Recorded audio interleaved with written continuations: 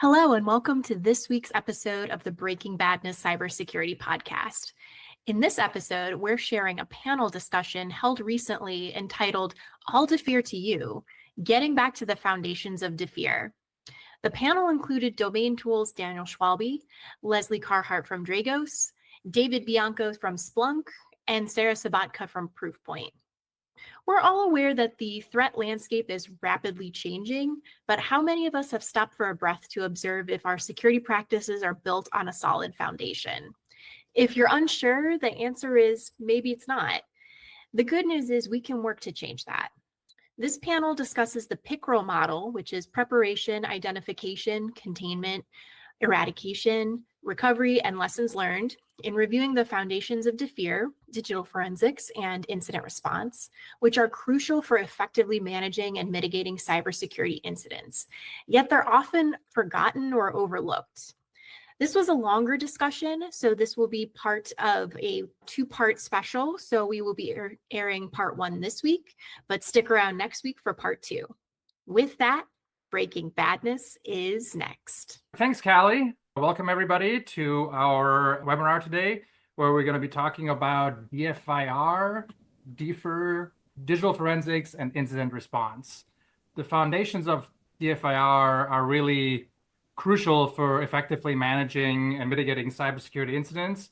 And so therefore, we decided we're going to invite an illustrious panel of experts here and talk about it for a little bit. We all have some kind of role in our organization that probably pertains to security here and there. And incidents happen. It's not a matter of if, it's just a matter of when. And it's a good idea to have thought about it beforehand, because I can tell you from personal experience, if you're learning on the go as an incident is happening and you don't have a plan, it's going to be pretty ugly and it's going to keep you awake for a long time. So a little bit of thinking ahead, planning, and then also occasionally executing, practicing, testing the plan is just as critical. It's just like with fire drills. Yes, it's annoying. The thing goes off. You got to leave the building. But when an actual alarm happens, you kind of have the muscle memory. You do it. And DFIR is no different. If you never exercise the plan and then under stress when something bad happens, you definitely wish you would have practiced. The model we're going to use today is PICRL. There are a few other ones, but this is a pretty well-established one. It stands for preparation, identification, containment, eradication, recovery, and the all-important lessons learned. Because if you don't learn from your past mistakes, you're something to repeat them. Anyway, so let's start with preparation. And Lesley, David, Sarah, any of your personal experiences with this stuff? Definitely very curious to hear about that. Sure, I'll start. Let's talk about some essential parts of preparation that are really relevant today. Training is one of the things that people really miss out, including in their incident response plan. Incident response are crises. They are high stress, critical, impacting environments. They are people crying, people panicking, thinking they're going to lose their jobs, getting accused of things. And it's very hard to follow best practices during incident response for a lot of emotional and mental reasons. So that means that not only do we have to write these plans down very well, we have to test them and train with them continually to make sure that they still work and to make sure that things actually operate the way we think they're going to operate, and just for the sake of practicing them over and over again so that during an emergency in an inopportune time, we can perform well in incident response. A lot of people don't bother to prescribe periods of testing, of training, of tabletop exercises, drills, et cetera, in their incident response plan. And I think it's really a vital thing to include is how often are you going to run drills? How often are you going to run tabletops? Who is responsible for running them and making sure they actually happen? I'm happy to speak from the perspective of the cyber threat intelligence area of incident response and backpacking on what Lesley was talking about with training, and not only just training and stress testing the incident response plan, but CTI can feed in like realistic real world events and stuff that's happening on the threat landscape to give you a very realistic incident, as well as TTPs, attack chains, a lot of things coming out of some incredible research organizations that can feed that and do simulations and test that incident response plan. Yeah, absolutely. And you have to know ideally what's coming after you. And so keeping on top with CTI and doing your threat model and see what adversaries you might be facing. If you can do that, you're already way ahead of most other organizations, but it's also tricky. And depending on what line of business you're in, everybody might be coming for you. There is that too. Yep. Now, I think the preparation phase, actually, a lot of people underestimate the preparation phase. You actually, ideally, spend most of your time in the preparation phase. Like the incidents, I hope, are relatively rare, but what are you doing between the incidents? You're hopefully spending most of your time preparing. I think it's hard to over prepare. It can be things like creating those incident response plans, and I really like the idea of testing them, tabletops or even live fire exercises, and not just with your security teams, but with your executives. And even the largest companies occasionally do these with their like CEO and the members of their, possibly even the members of their board. But it's also, if you look at the pickerel diagram, it's a circle, right? So every time you do your lessons learned, the lessons learned become input for prepare again. So you hopefully think of the incident response program as a driver for continuous improvement. I would say in the preparation phase, if there's one thing that I think people forget about or maybe misunderstand the goal, it's staffing and hiring. Like people often think, of course, I got to staff this thing, but they're out there trying to find only the quote rock stars, as many as they can get, as they can afford. And then they complain that it's hard to find them and there's a talent shortage because there's, I don't know, 1,000 people that everyone in the world is competing for. Just a made up number, totally real, but made up. But really, the strategy for stuff like that is to find like I think of it as like how raindrops form. And I know that's a little bit weird, but they form around a piece of dust or something like that. I'm not saying your senior incident responders are pieces of dust, but if you think like the talent and the experience coalesces around them. So, your SOC or your incident response team, you really only need one or two really experienced people. Maybe if you're on shift work, one per shift even, that the rest of the team can coalesce around, and then spend a lot of your time or most of your effort probably recruiting like junior or mid-level people. Yeah, I would definitely agree with that. The best incident responders have been for many incidents, so it's chicken and the egg problem. So having a senior person that has a bunch of experience and then have some mid-level junior people that can learn from that. And depending on the size of your organization, large multinationals, whatever, and a dedicated incident response team is absolutely necessary. But smaller orgs, you may not even have the resources to have a dedicated team just sitting there waiting for an incident. So then you got to leverage the SOC and threat intelligence folks to work together. And you almost have to, like, when an incident gets declared, deputize people and bring them in. So based on that, what kind of roles would you think, so a question to all of you, would make sense to keep an eye on for potential deputization? I would say usually start with your SOC analysts because they're the ones that have all the experience with this security data and the security tooling. But asset owners and system owners, if you don't already have people that are specialized in whatever part of the business that you are doing an incident response in, bringing those people in are going to really help. Facility champions are a good idea there. If you have a distributed workforce, if you've got multiple facilities, especially OT, IT facilities, remote sites, having somebody there who's interested in cybersecurity and you can deputize to do some of the tasks in exchange for the recognition of doing it and getting some education in cybersecurity, that's a really good tactic there. And then you've got somebody to go to understand the nuances of what's going on in that facility during an incident. I agree with everybody. Yeah, but similar to what David was saying, but help desk and IT folks. I mean, I love the help desk team where I work. They are amazing and they often know like way more than you would expect them to know. They are like the hidden heroes behind the curtain most of the time. So including them, certainly when it comes to security incidents or anything security related, is huge. It's really important. Yeah, completely agree. I happen to have a help desk team under me for reasons, and I couldn't agree more. And the amount of things, because they talk to everybody, they know a lot of things. They do. Super helpful. Yep. The other thing that also was mentioned earlier, which I think is critical and some people may underestimate, is the executive buy-in. You can have the finest plan and every intention of executing it, but if the top of the food chain says, no, we're not doing that, Or they're like, yeah, whatever. And then you're trying to get other departments to actually do things that the plan specifies. And they're like, we're not going to do that. So having this culture come from the C-suite, ideally the board, supporting it if you have a board, to just underline that in the event that an incident occurs, whoever is running this plan needs to be listened to, and they have been properly deputized from the top to actually make those decisions. If you don't have that support, your road to having a successful response is going to be almost impossible to pass. I'd like to add on to that if we can. It's important to have the executive buy-in, and to supplement that, to make it more effective, it's important to have a mission statement for what the plan is actually going to do and not do. Sometimes they can definitely have scope creep. They can get far beyond their initial intention, and sometimes they don't adequately support real tactical or logistical goals. So I think, as well as you have the person in charge who's deputized you, they've given you the ability to do incident response, that should certainly be listed with a signature block and a date in the document. You should also have a clear mission, vision statement for the document. What is this document including? What does it have the control over? What is it planning to do in the future? And what does it not do? So that there's no question about that as you maintain and update that document and you utilize it during real life incidents.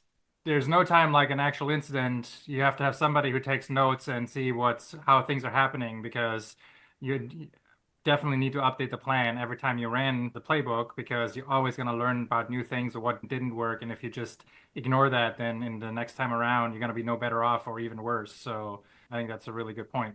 To close out preparation here, let's talk a little bit about exercises, rehearsal. Do you have some examples that you can sufficiently obfuscate, or is a tabletop as good or as effective as a full-on chaos monkey? Let's unplug some things and see what happens. What's your experience and what's your preference there? I think you need both. You need drills to ensure that your tactical processes work on a routine basis, probably monthly at least. Do your backups actually restore? Do your forensics tools actually run? Do they do what you expect them to do? And then you also need to have tabletops to test holistically the flow of the plan, the communications, who's going to be in charge of what, and if that actually functions. That's just my personal opinion. No, it's true. And I think I would add to that, if you are able to do either having an in-house red team or even a contracted red team that at least operates in your environment occasionally, if not continuously, can really help there too, because it gives you that training of exercising the incident response plan, using those tools, verifying you have access to the data and that your detection signatures or rules are working as designed. I've worked with some really excellent red teams in the past, and there's a reason that some of the biggest companies actually bring their own inside. I really like the idea of the cyber threat intelligence teams feeding into the red teams for something like this, or running simulations, and even just like an all-inclusive simulation tool, and just doing that on a regular basis, independent of running incident response drills and so on. But having CTI do that, and then maybe identifying an area where, oh, we have a little hiccup here. Maybe we hit a bump in the road in this simulation. Let's bring this over and use this as our real world incident response tabletop exercise, because then you're almost guaranteed to like have a kind of a real incident, but faking it, of course. And then you do have to respond. So I love that idea. Yeah, and I think the main thing is, don't let perfect be the enemy of good. Oh, we have a plan, but unless we can have this big exercise with everybody participating, then it's not worth doing. No, if you at least can have a tabletop exercise, that's better than nothing. You're still going to identify some potential deficiencies, and it also normalizes and socializes the thing that this is a thing now. And so next time you might get some more people interested, etc. So building on that is going to go a long way to show your peers and your constituents it's not that scary. It's something we have to do, but no, we're not in fact on the first try just going to shut off everything and see how you flail around to try to restore services. Like, that is nobody's interest. Now, could that happen during an actual incident? Absolutely, but let's work our way up there. All right, I think that covers preparation pretty well. Any last thoughts on that item of Picaro? I think having an additional kind of roster of some other teams and that might need to be involved. Like I always go to brand protection and governance, like immediately. Like at what point do they need to be involved in an incident? If it's a matter of data leakage that shows up somewhere and that becomes that feeds into an incident, like they probably should be involved because there may be some governance and regulations that might have be called into play. And then of course, third-party risk, supply chain, those types of teams too. So having that like that appendix B or whatever you want to have for the roster, to second string to call them in, is always a very good idea. And having those main points of contact and having backup for those points of contact is great too.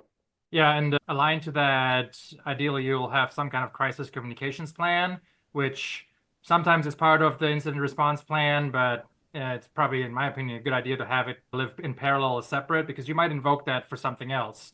Something, heaven forbid, happens to one of the C-levels and you got to comment on that. You have to have a plan on how to talk to media about that. But the incident it's so critical in the response that not anybody can talk to the media or regulators or anything like that. It has to be super tightly controlled, and you have to identify who can say what and who can authorize what beforehand, because in the moment you're going to make rash decisions and they're not always going to end up good.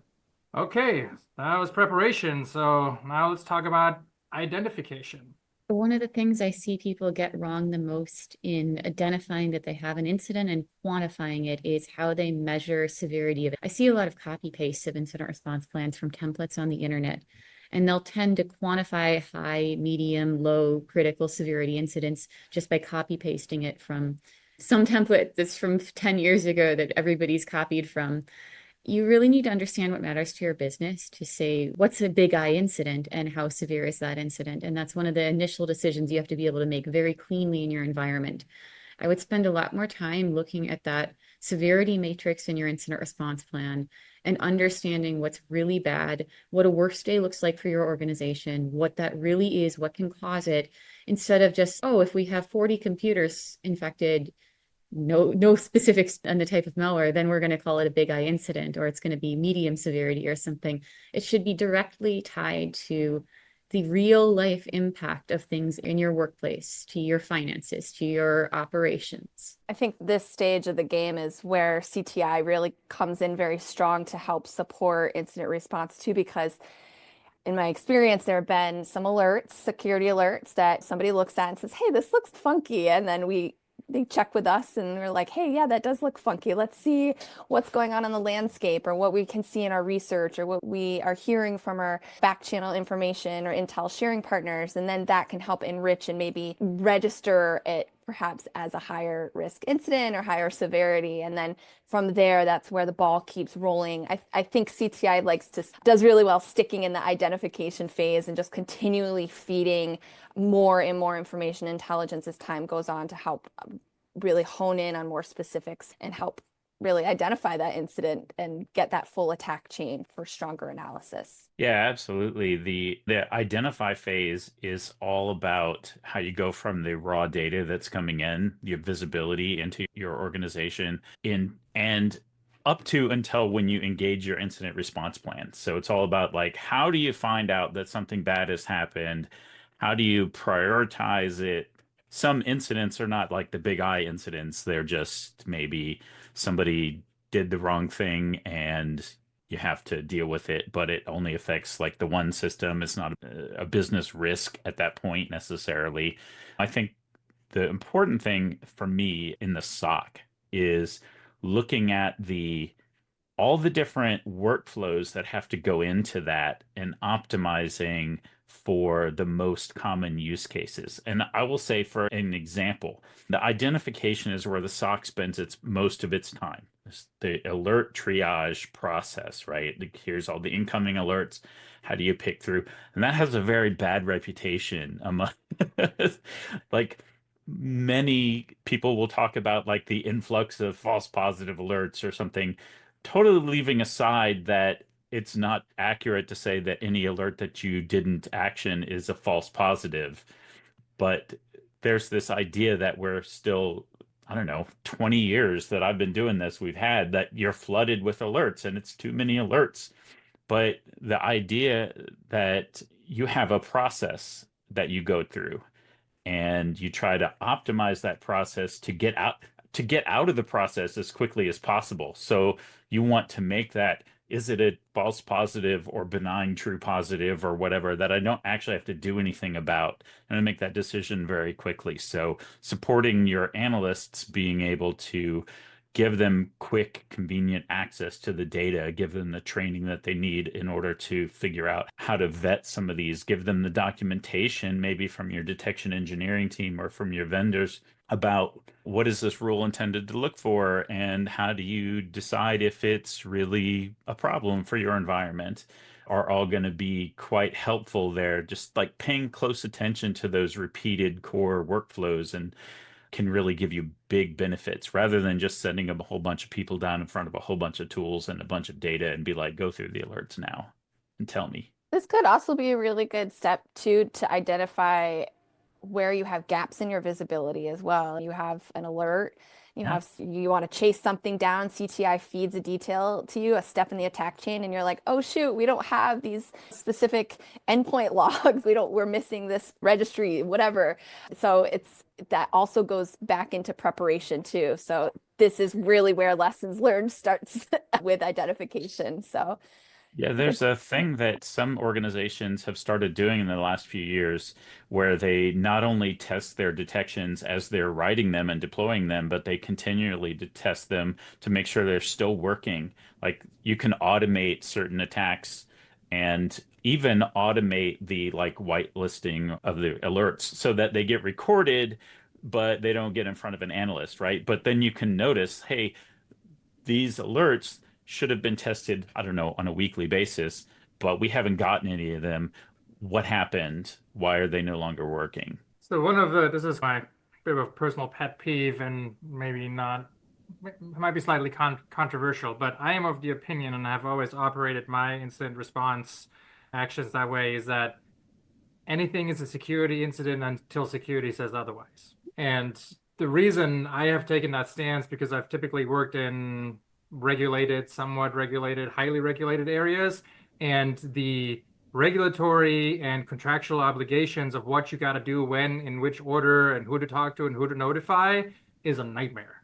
Like patchwork of 53 laws and some regulations and whatnot. But I'm really concerned about, let's say there's an operational incident and ops, whatever, says, hey, database went offline, we're troubleshooting.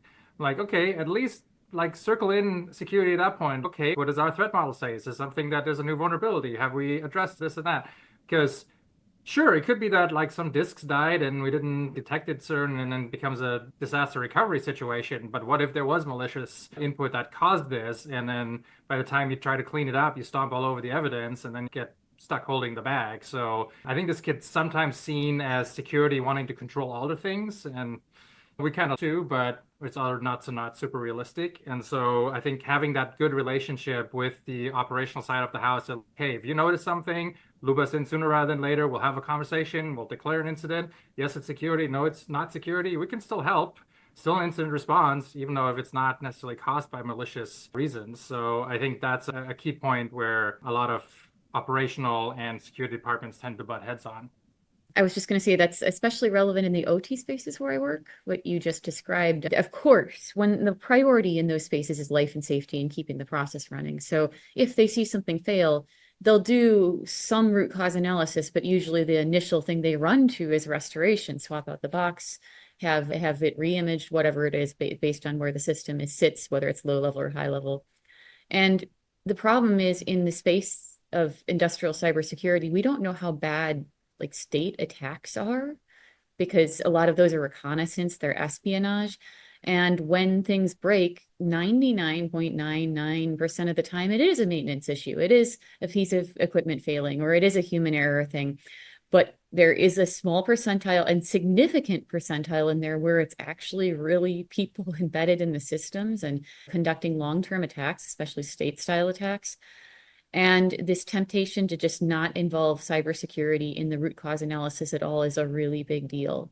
It's very easy, again, in either enterprise operational environments or ICS type environments to just fix things and never tell anybody that they broke, even if they break repeatedly. So I think you're spot on, like that good relationship building, and a way to really help build those relationships other than just listening to those people and having good conversations with them and involving them in things is job shadowing.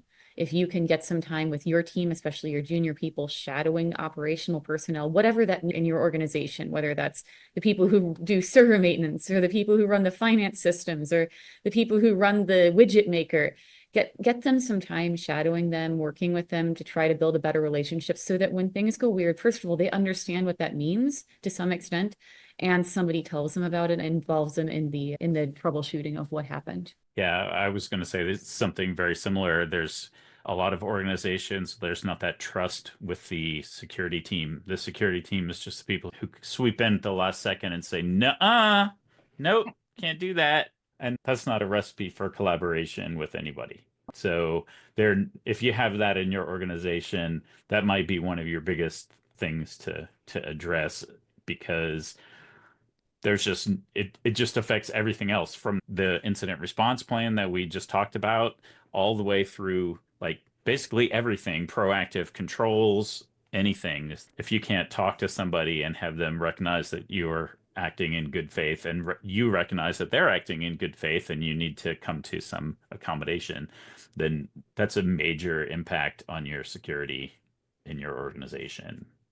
I'm having flashbacks to days of rebuilding good relationships with vulnerability management teams who I think over time, I think a lot of organizations have brought them under security umbrellas. But back in the day when I was first starting out in the biz, they were very much not under a security umbrella. And CTI definitely works very much with vulnerability management. I think at one point they should be called vulnerability intelligence, right? When you see an exploit in the wild or something, vulnerability management is dealing with lists going forever long of vulnerabilities that have to be patched, and quite a few of them are critical. So it's really important to have those relationships. And so you can go to them and be like, "Hey, friend, this is happening," instead of lighting that alert for them and saying, "Get on this and patch this right away." You can have that really good relationship to sync and collaborate and go from there. Makes things a lot smoother. Bribery is great there. Give them a box of donuts, bring them some pizza. Not as a bonus, but just out of the kindness of your heart. You just be the person who shows up with food. People like that. Or stickers. Everybody loves a sticker. When I first took over security here at DomainTools 3 years ago now, I came in and I basically said, I do not want security to be the department of no.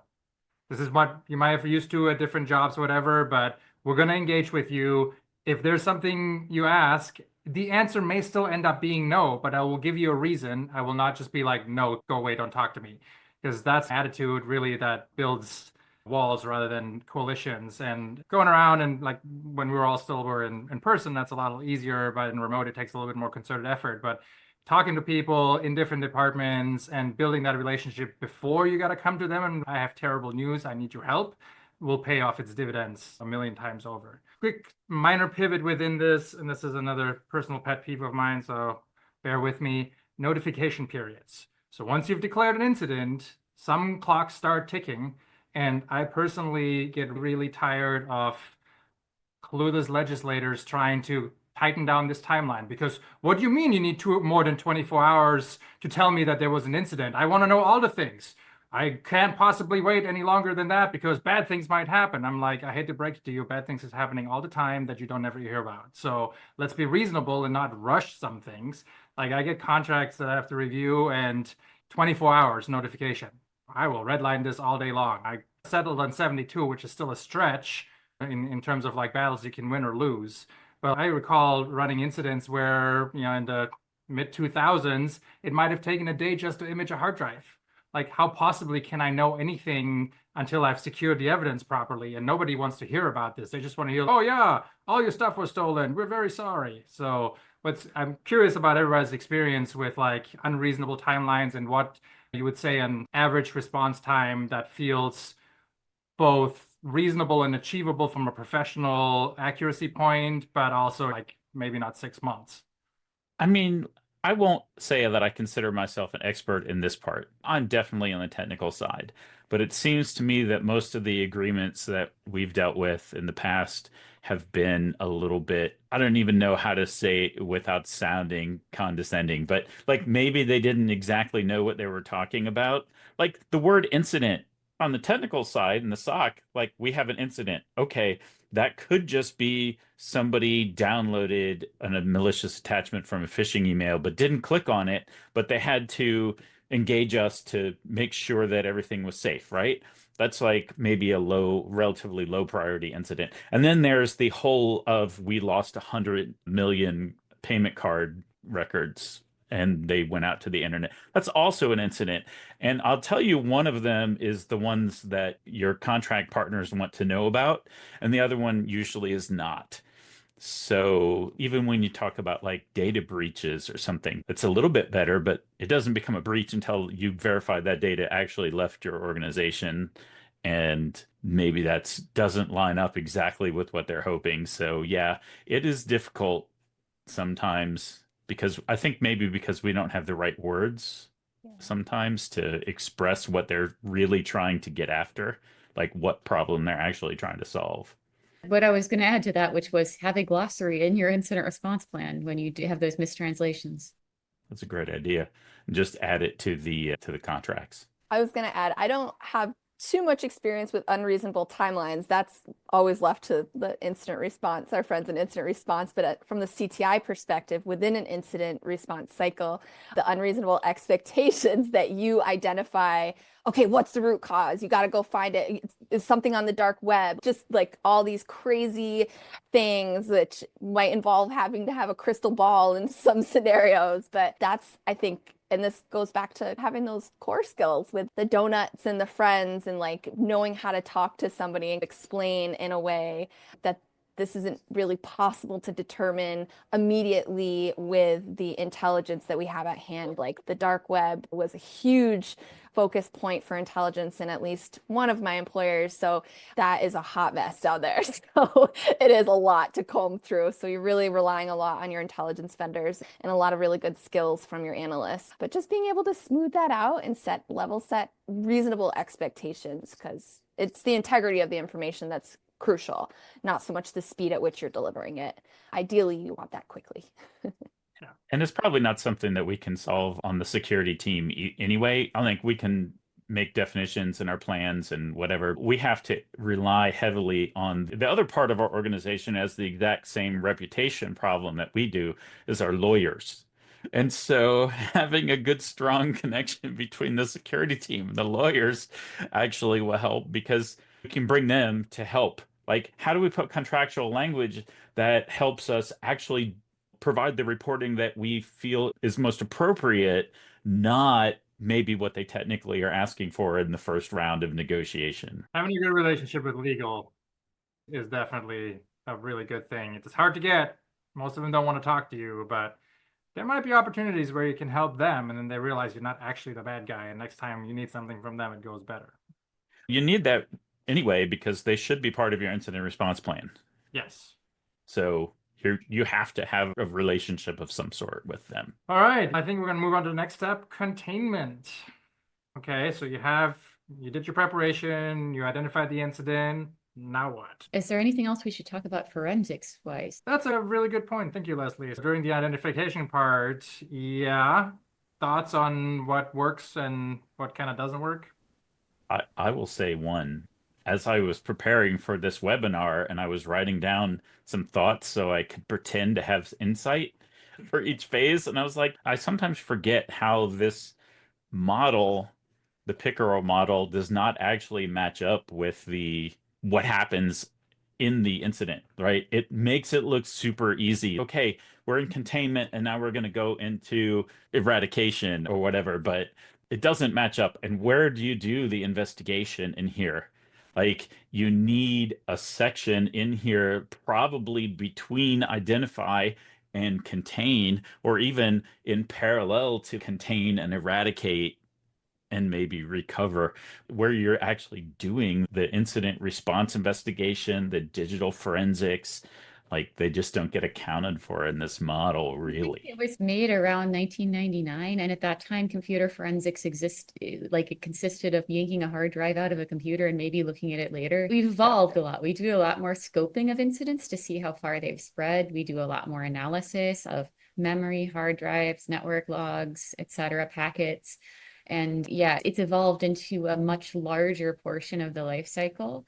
And there's so much to talk about there, but like essential things that I see people miss in like the forensics portion is testing their forensics tools and having a plan to preserve evidence. Again, like when SANS came out with Pickerel ages ago, like my whole career ago, you had this one thing you did. You went to the computer, you unplugged it, you yanked the hard drive out, it went in a bag and went to a lab somewhere. But now there's volatile evidence in computer, there's memory, there's network data that's going to go away. And especially in less mature environments, even if you've got like a really good retainer and you've got people who are great incident responders, maybe at your central office, by the time they get there, like you're saying, that evidence can be gone, it can be stomped on. And I think it's vital, even if you're less mature, to say, hey, here's how we want to save that volatile evidence. We want you to keep the computer powered on with the network cable unplugged if it doesn't have EDR in it. We want you to not reimage the computer without replacing the hard drive first, things like that. Like little things you can do that even if you don't know a lot about what to do with the evidence and scoping the incident, at least somebody else will have something to work with. We're getting back to the prepare phase too, because you have to write these down. These are like the incident response playbook items. And then it just becomes like the incident handler or the person who's running the response to choose which of these things is appropriate. And in fact, that actually might already be written into the playbooks. You got this kind of incident and you said the alert was true. And now here's the 5 things that you do in order. But still back to preparing, like you have to figure out what it is you want to do, what tools you want to do. Does everybody know how to use the tools? And what are I think of investigations as series of questions that you have to answer, whose answers lead to more questions. So what are the questions that are critical to answer, right? Also, documentation and the chain of custody. I mean, that when I went to school, one of my focuses was DFIR, but I'm not nowhere near of an expert in DFIR as everybody else on this call. But one of the things the lessons I retained from that education was make copies of your evidence, chain of custody, like everything has to be repeatable, provable in court, things like that. So having that in your preparation and that absolutely being part of a tabletop too is huge. I think that's Lesley talked about the chaos and the stress of it all. That is one area that could easily be lost in a process. And it's one of the more crucial areas because if it does become a much bigger thing and it does go to court, that is evidence. It's the thing that's going to close the case. So can I give my unpopular opinion there? Oh boy. Sure. Chain of custody is not important for digital forensics in the Really? corporate world. It may be in other organizations and certain ones that have more regulatory things that they have to work with, or maybe in government. But I've worked in a lot of companies across different industries, and I've never once gone to court, and nobody in my company has ever once gone to court because of a security incident. Like, we have worked with law enforcement, but at that point, the chain of custody is on the law enforcement. We provide them the evidence, and then it's chain of custody. Like, I feel, unless you absolutely know that you have a reasonable chance of showing up in court, the extra overhead of chain of custody is just dragging your incident response process down. I tend to agree with you presently, but back several years ago, especially in finance, which is a highly regulated environment, you're dealing with a lot of like audits and regulators and people's data, sensitive stuff. That I believe chain of custody, it's a good practice, right? And now when you have law enforcement and contacts in the FBI and the Secret Service, when you're dealing with fraud, things like that, of course you can rely on them too. But I think back in the day, I keep saying back in the day, truly back in the day, like it really was up to the team to figure that out and establish that and maintain the integrity of the evidence until law enforcement can come in there. So David, you made a really good point. It really just depends on the environment, how regulated you are and how scared you are of auditors. Right. And I got trained that same way, right? When I was trained in incident response, they were like, get a notebook. And they don't mean a computer, they mean paper. And they're like, every page has to be dated. And at the bottom, you have to sign it. And if there's any blank lines, you have to draw a line through it to make sure that something wasn't added. And you can't tear pages out of it.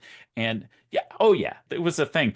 And I did that for a while, and I realized how much I was just putting into that, and when I could have actually been doing something that was going to be useful. I would say I sometimes will look at some like junior investigator and I look at their kind of workflow and hygiene. And when I don't see them do that, I have to admit, I start questioning like, can I actually trust the work that you're doing if you're not doing those things? But I realize that also makes me an old fogey. I remember starting in digital forensics in the early 2000s with autopsy and those things. Yeah, maybe we've moved on a little bit. Working in government and doing forensics for law enforcement is a different story. I've done that, and that's a whole different ballgame. But to your point, I think in private industry, especially in entities that are not super highly regulated, I think loosening up on that a little bit in the effort of velocity, I think makes a lot of sense. And of course, nowadays, half the time when we have to do some investigation, it's not even our computer. It's like somebody else's computer because it's in the cloud. So that's a whole nother ballgame on cloud forensics. As we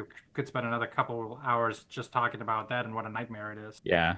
I'm not saying, by the way, that you should just give the answer and not show your work, but there's standards of what you have to do to collect a body of evidence and then verify it hasn't been tampered with and nobody had access to it that shouldn't have had access to it. And like I said, how long you're going to actually spend writing things in a logbook. And we have better things to do in most cases.